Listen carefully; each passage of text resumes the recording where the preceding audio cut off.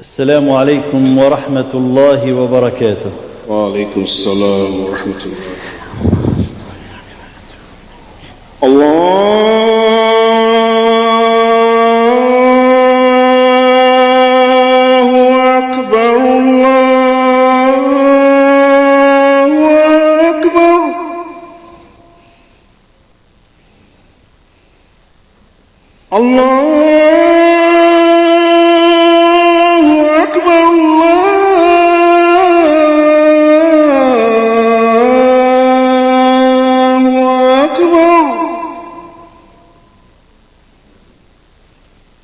أشهد أن لا إله إلا الله.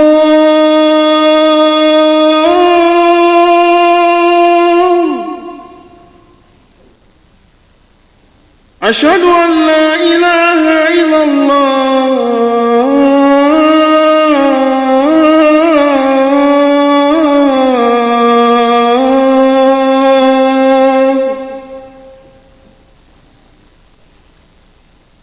أشهد أن محمدًا رسول الله.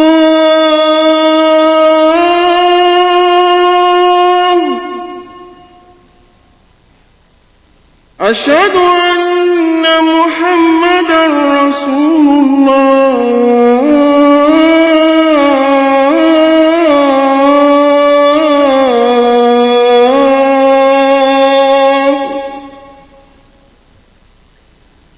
حي على الصلاة.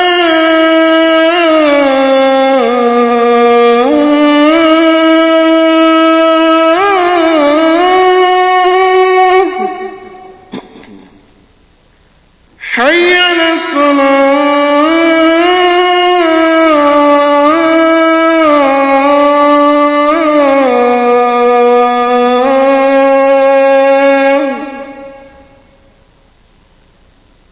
حي على الفلاح.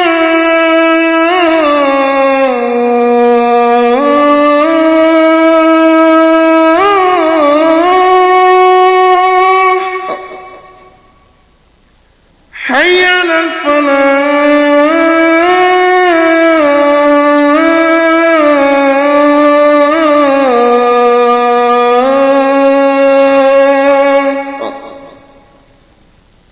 الله أكبر.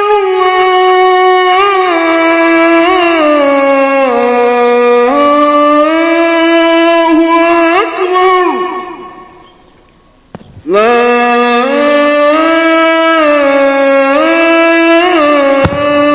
إله إلا الله.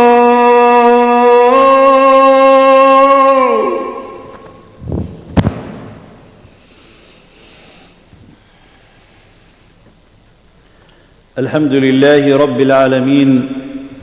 الحمد لله ذي الملك والملكوت ذي العزة والجبروت. الحمد لله حي قيوم لا ينام، عزيز لا يضام، قهار لا يرام. وأشهد أن لا إله إلا الله وحده لا شريك له، وأشهد أن محمدًا عبده ورسوله. اللهم صل وسلم وبارك على سيدنا محمد وعلى آله وصحبه وسلم تسليما. يقول الباري سبحانه وتعالى بعد أعوذ بالله من الشيطان الرجيم: يا أيها الذين آمنوا اتقوا الله حق تقاته ولا تموتن إلا وأنتم مسلمون. Who you believe fear Allah as he should be feared, and they not except on the state of Islam. For may Allah subhanahu wa ta'ala the most merciful bestow upon us the gift to die on the state of Islam. Allahumma ameen ya Rabbal Alameen.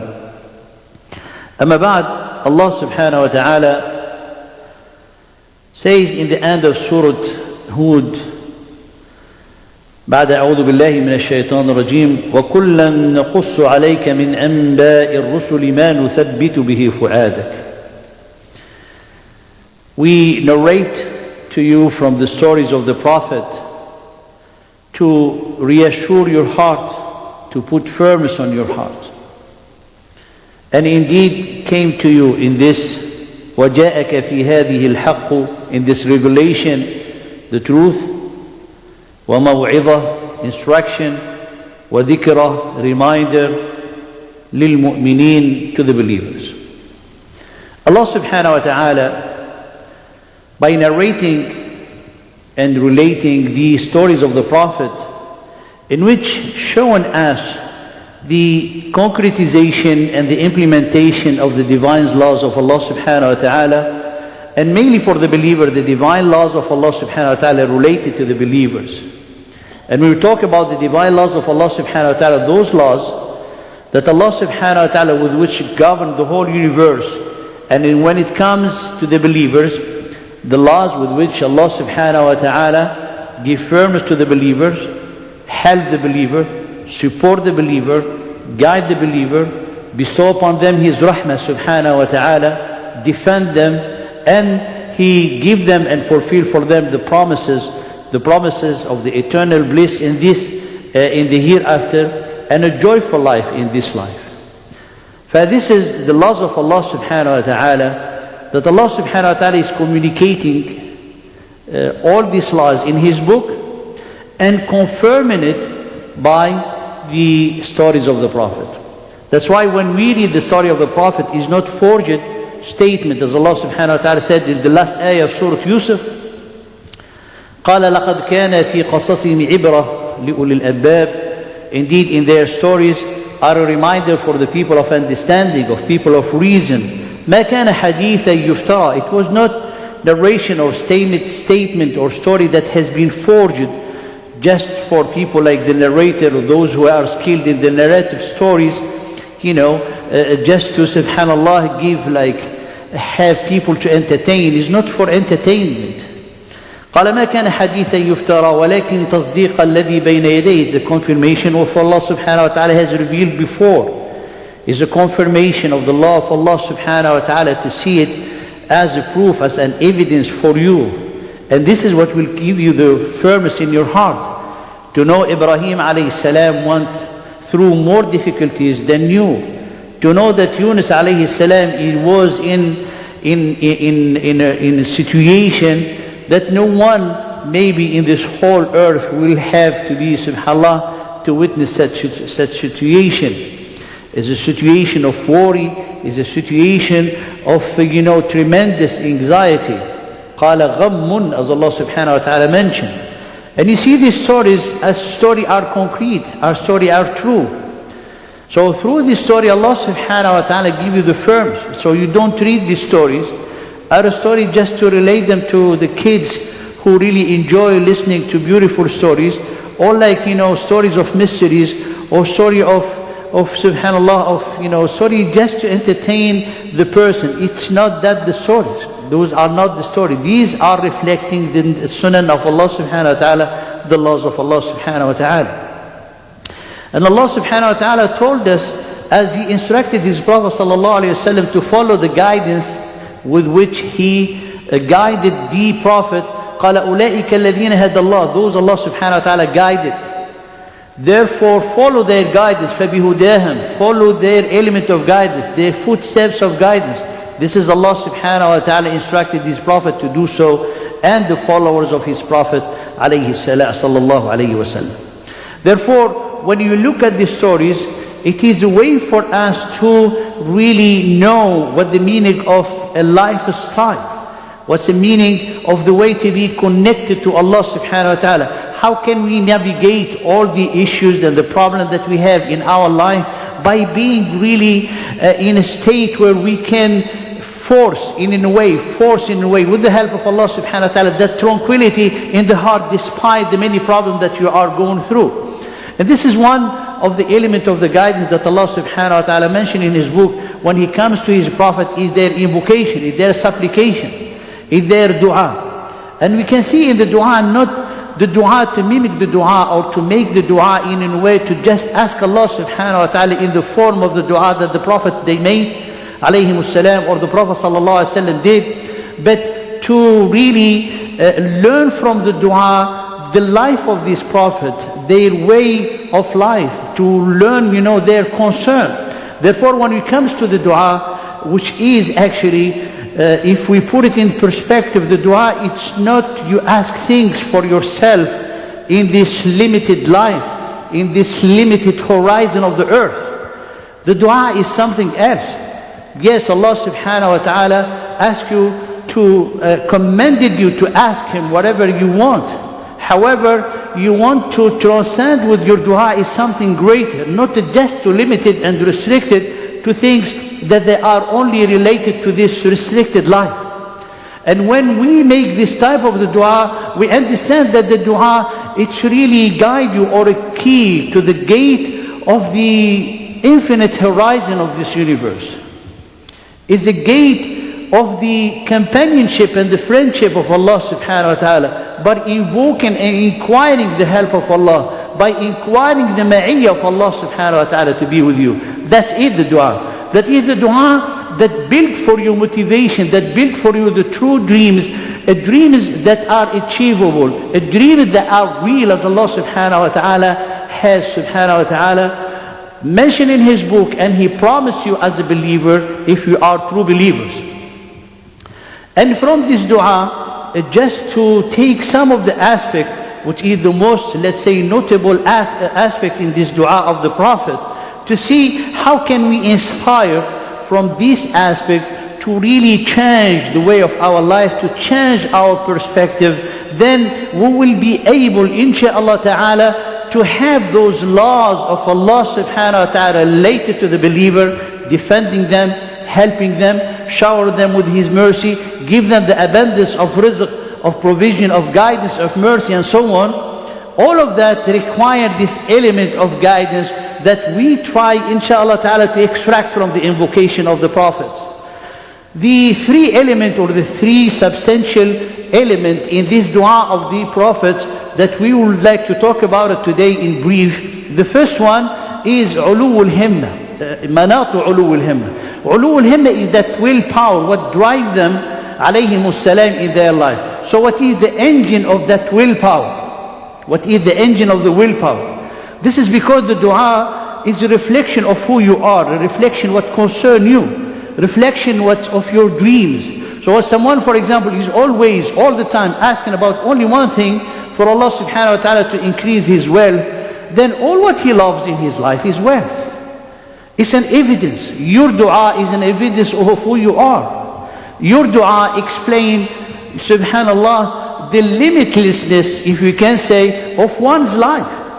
That's why the true dua is the key to this infinite horizon that Allah subhanahu wa ta'ala opened for you.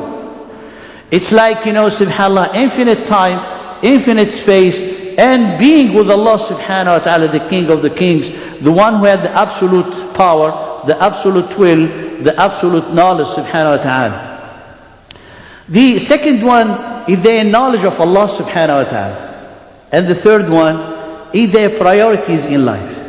This element of the guidance, which has become, subhanAllah, as a condition, if we fulfill them, then you will be able to be a candidate for those who are Allah subhanahu wa ta'ala admit in the realm of His righteous servant, then be showered with all the benefit that Allah subhanahu wa ta'ala mentioned in the book. And He made you one of the best creature on earth. As Allah subhanahu wa ta'ala قال أولئك هم خير البرية, the best of the creation are the true believer who will gather this element of guidance and make them to the way of their life, or define their way of life. The first one, what is the engine truly of the willpower of the prophets? Of the will, you can see it in the dua. It's a very basic element, but for us, we should not look at this at a superficial way. Because when you look at the superficial way, then it does not, subhanallah, make anything for you. It does not relate to you. It does not shake your heart. It does not change you. So it becomes like, subhanallah, desensitized to, for example, be Muslim. Be Muslim, it's like, subhanallah, becomes like something so superficial. I mean, Muslim, it becomes like you can draw it in a drawing. It depends where this Muslim lives. But it's not that. So the engine of the willpower of this ulu himma, of this high spirit that drives the Prophet, is Islam.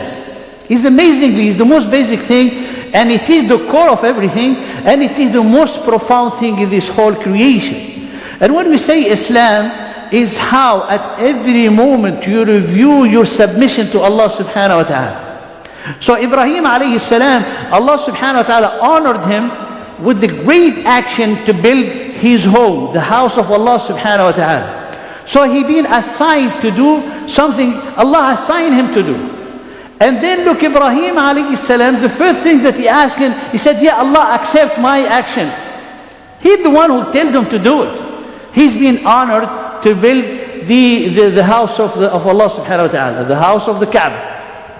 So imagine he's doing such a thing, but see the humility. Look at Ibrahim alayhi salam through his invocation.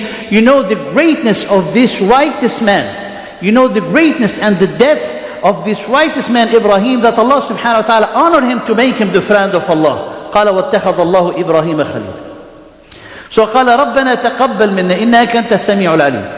And the first thing after Allah accept from our deeds, and you are the all hearing, the all knowing, and he said قال وجعلنا مسلمين لك, make us, ya Allah, to be submitting to you, to be Muslim to you, and from our offspring, and show us our ritual, ya Allah, and accept your repentance, ya Allah. So all of this, while building and raising the walls of the Kaaba, Ibrahim alayhi salam, his expression, his humility to Allah, his submission to Allah, because that is the core of everything. That is the willpower of Ibrahim that is guiding him. As a matter of fact, when Allah subhanahu wa ta'ala says, submit, قال أسلم, قال أسلمت لرب العالمين. That's the most beautiful thing in Ibrahim. And Allah subhanahu wa ta'ala keep complimenting and praise Ibrahim alayhi salam. قال وما كان من المشركين. And never Ibrahim was from those who associate partner with Allah subhanahu wa ta'ala. To show that the core and the foundation and the essence of everything is your submission to Allah subhanahu wa ta'ala.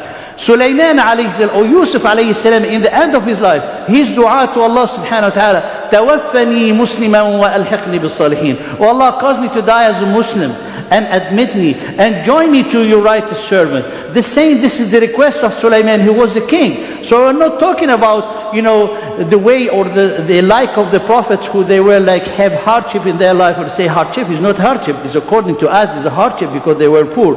But Sulaiman was a king. Dawood was a king, and Yusuf alayhi salam, he has a high position in the kingdom of Egypt at that time. But there's the core of their life, what driving them is their submission to Allah subhanahu wa ta'ala.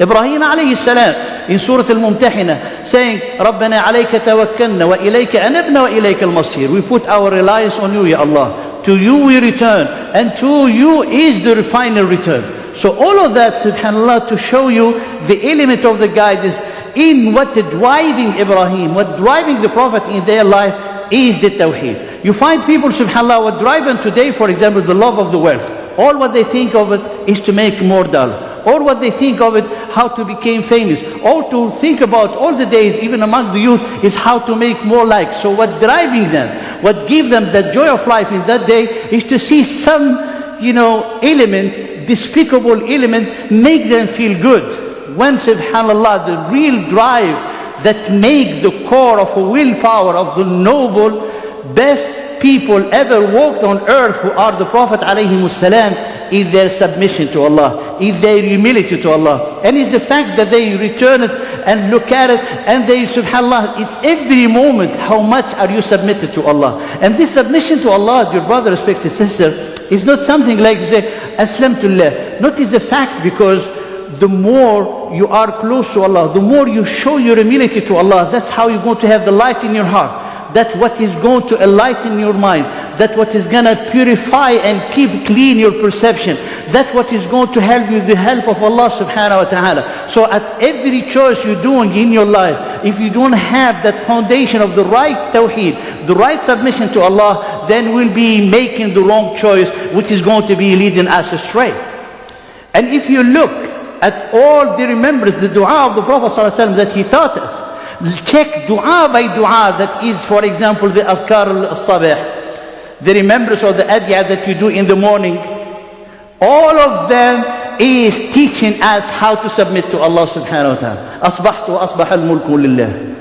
Asbahtu, I wake up this day and the kingdom to Allah subhanahu wa ta'ala. Oh Allah, I witness you, and I witness the carrier of your throne, and I witness all your angels that you are Allah, there is no God except you. All of it. You read Ayatul Kursi, you read Surah Al-Ikhlas, is teaching again and again of the Tawheed. Why? Because this is how you fulfill, in a way, your purpose of life. Allah subhanahu wa ta'ala created you to worship Him, Therefore, the essence of every action need to be the submission to Allah. And you find it in all the dua and the supplication of the Prophet. And if you are heedless of such a thing, then we're going to be, subhanAllah, in the trap of the shaitan, making our way different. Why? Because if you have a willpower or you have a high spirit toward one thing, this is what is going to define your dreams. You're going to have a dream to be wealthy. You're going to have a dream to be the greatest player in such, sport. You're going to have a dream to have the greatest career. So where is your dream to have the mardat of Allah subhanahu wa ta'ala? If we do not have that ultimate dream, then we do not have knowledge of our deen, and we do not have a true relation with Allah subhanahu wa ta'ala. So you read it in every dua of the Prophet. The second one, to make it short, is the knowledge of Allah subhanahu wa ta'ala. How much you know Allah subhanahu wa ta'ala. How much you know Allah. Through the invocation of the Prophet, it helps us to reflect on the greatness of Allah, on the attributes of Allah subhanahu wa ta'ala. Look at the dua of Ayyub alayhi salam when he struck by the harm. قال وأيوب إذ نادى ربه أني مسني الضر وأنت أرحم الراحمين. Very simple, subhanAllah. It's striking, and in a way for every believer, requires some time to reflect in this dua. Saying, Oh Allah, harm has touched me, and you are the most merciful. طيب, where is the dua? He didn't say, Ya Allah, remove the harm from me. He didn't say, Ya Allah, I have been sick for 18 years. Ya Allah, I lost my children, I lost my wealth. He didn't say anything of that. And when you think about it, Ayyub alayhi salam, he's a prophet. Then he said, مَسَّنِيَ الضُّرُّ وَأَنْتَ أَرْحَمُ الرَّاحِمِينَ. So this harm that touched me, Ya Allah, you already know.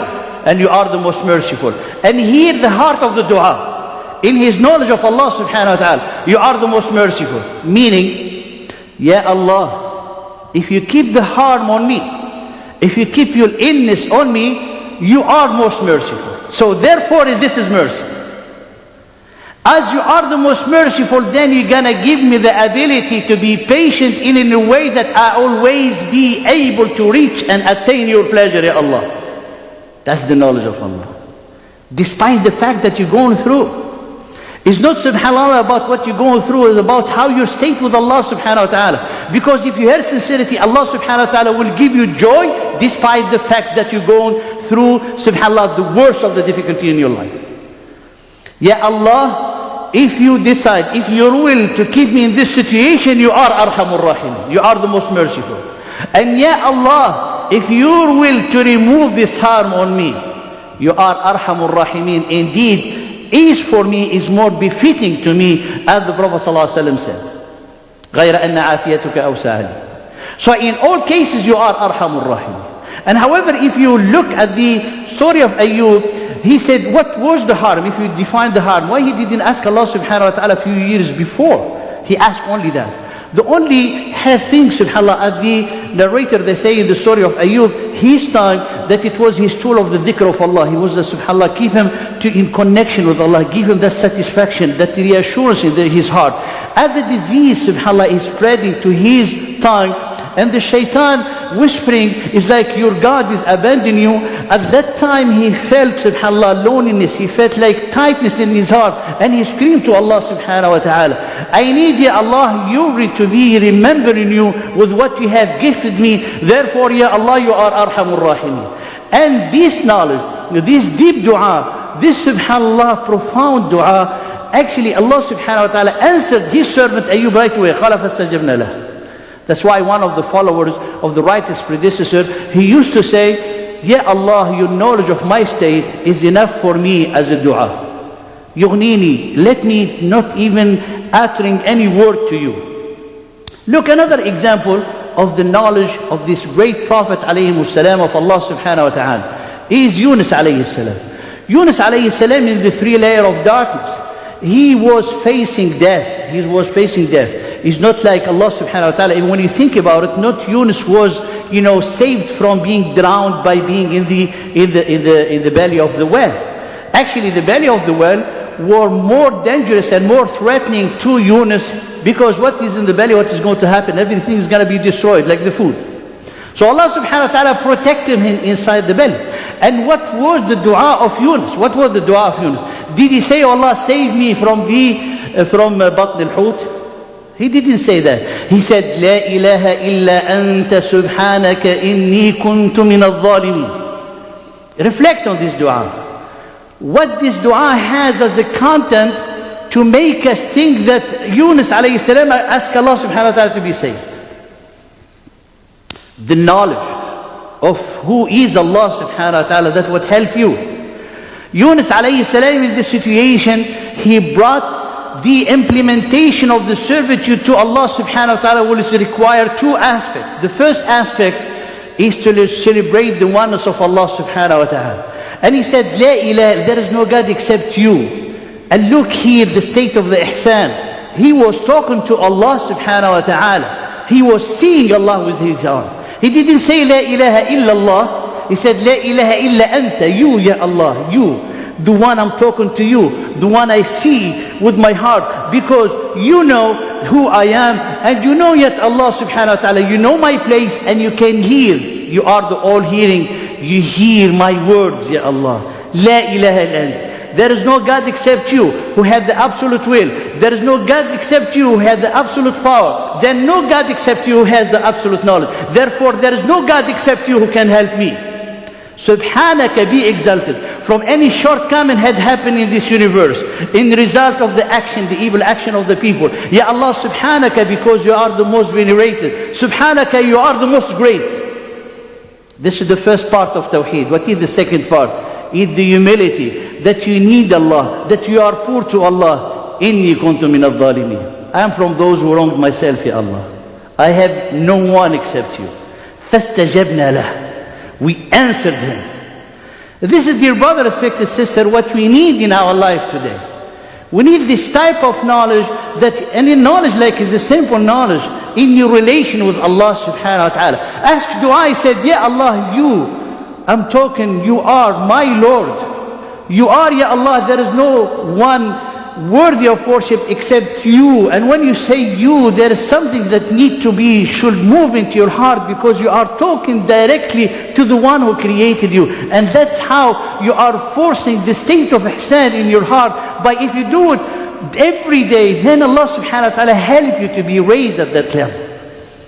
The last point is the point what really was their priority in their life. It's in their dua.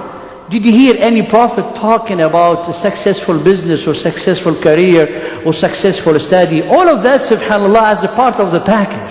But when Allah subhanahu wa ta'ala talk about Ibrahim alayhi salam, what he has asked for his offspring.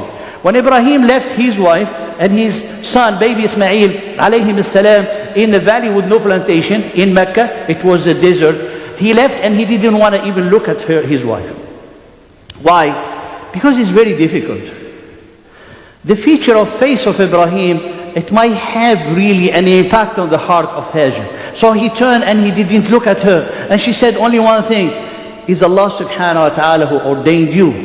He said yes. She said then he will not let us down. And then Ibrahim, when he left, after he left, he came to a place where they cannot see him. She cannot see him, and he turned to the Kaaba. He turned to the place, قال محل البيت, in the place of the Kaaba, and he make his dua. What was his dua? Oh Allah, I left from my offspring, in this valley with no plantation, in your home, Ya Allah, in Baytik al-Haram. The first thing that he asked, Ya Allah, make them to establish the prayer. This is the priority. Make them to establish the prayer.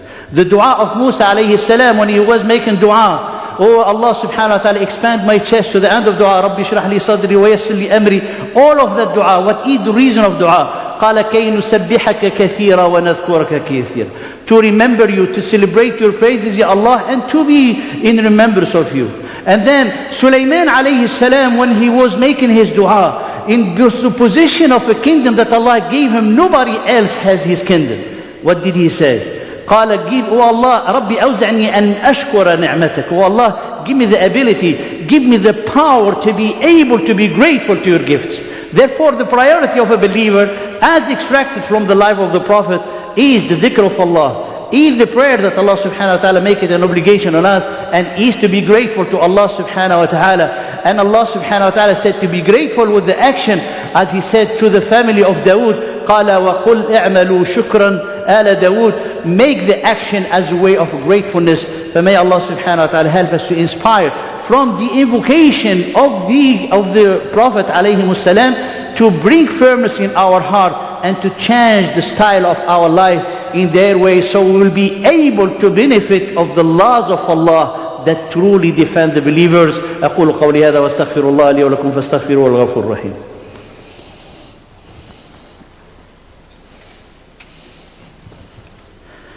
بسم الله وكفى والصلاة والسلام على النبي المصطفى أما بعد. Dear brother, respected sister, make the dua as the key to the vast horizon of the universe and the existence. Make the dua to elevate yourself high in the level or the ranks of these salihin. Make the dua as Allah subhanahu wa ta'ala told you, Ud'uni, call me, I'll answer you. However, the answering of Allah subhanahu wa ta'ala required those elements of guidance that Allah subhanahu wa ta'ala instructed us about in the way of the prophets. You need to have your drive, what really drive you in your life. Is the most important thing in this whole entire existence is Allah's pleasure. وَعَدَ اللَّهُ الْمُؤْمِنِينَ وَالْمُؤْمِنَاتِ. Allah promised the believer, man and woman, the garden of bliss. قَالَ تَجْرِي under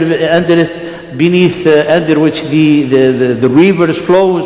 قَالَ وَجَنَّاتِ وَمَسَاكِنْ, an honorable dwelling in the garden of eternity. And what He said, above all, and what Allah subhanahu wa ta'ala, greater than all of that, the pleasure of Allah. That's the ultimate attainment and the greatest of the success. So when you are seeking the mardat of Allah to be your drive, the willpower that really, engine or its fuel of His engine is this mardat of Allah subhanahu wa ta'ala, the way how the Prophet they lived. And then you implement it by the priority. So when you make the subhanallah, the action by order of precedence, you're going to find the dhikr first, which is implemented with the salah, and then comes the shukr. If you do such a thing, then you're going to be in the canopy of the mercy of Allah subhanahu wa ta'ala. Then you're going to be the true candidate for Allah subhanahu wa ta'ala to answer your dua. And look, as khatima in a conclusion, Allah subhanahu wa ta'ala promised His Prophet al-Maqam al-Mahmud in Surah Al-Isra. قال ومن الليل فتهجد به نافلة لك عسى أن يبعثك ربك مقاما محمود. And continue to make the prayer to Allah subhanahu wa ta'ala from the night, so that Allah subhanahu wa ta'ala will raise you to the Maqam al-Mahmud. So it's a promise from Allah. And then after that, Allah subhanahu wa ta'ala taught His Prophet to make a dua. So the dua is the key to the highest level of paradise for you, to the way how you implement it, and you come to Allah subhanahu wa ta'ala. قال وقل ربي أدخلني مدخل صدق وأخرجني مخرج صدق واجعل لي من لدنك سلطانا نصيرا. Here summarize the lifestyle for the Prophet sallallahu alaihi wasallam, and say, Ya Allah, oh my Lord, give me or enable me to have an entrance of truthfulness, and enable me to have an exit of truthfulness in every action you do, and give me the power of guidance from you to be able to fulfill it. So if you do such a thing, Allah subhanahu wa ta'ala will help you. And the last thing, you ask a question, why all the prophets they start with the dua, Ya Rabbi, Rabbi, Rabbi, Rabbi. This is the Lordship, dear brother, respected sister, the comprehensive of all the beautiful names of Allah, of generosity, of loving kind, of mercy, of giving, of helping. For this reason, many of the scholars, they say the greatest name of Allah subhanahu wa ta'ala, with which when you ask Him, He will answer you directly, is Rabbi. فنسأل الله سبحانه وتعالى ربنا آتنا في الدنيا حسنة وفي الآخرة حسنة وقنا عذاب النار. ربنا آت نفوسنا تقواها وزكها أنت خير من زكاها أنت وليها مولاها. ربنا أوزعنا أن نشكر نعمتك التي أنعمت علينا وعلى والدينا وأن نعمل صالحا ترضاه إنا تبنا إليك وإنا من المسلمين. اللهم اغفر لنا ذنوبنا أجمعين وتوفنا برحمتك مسلمين. وآخر دعوانا أن الحمد لله رب العالمين، وأقيموا الصلاة يرحمكم الله.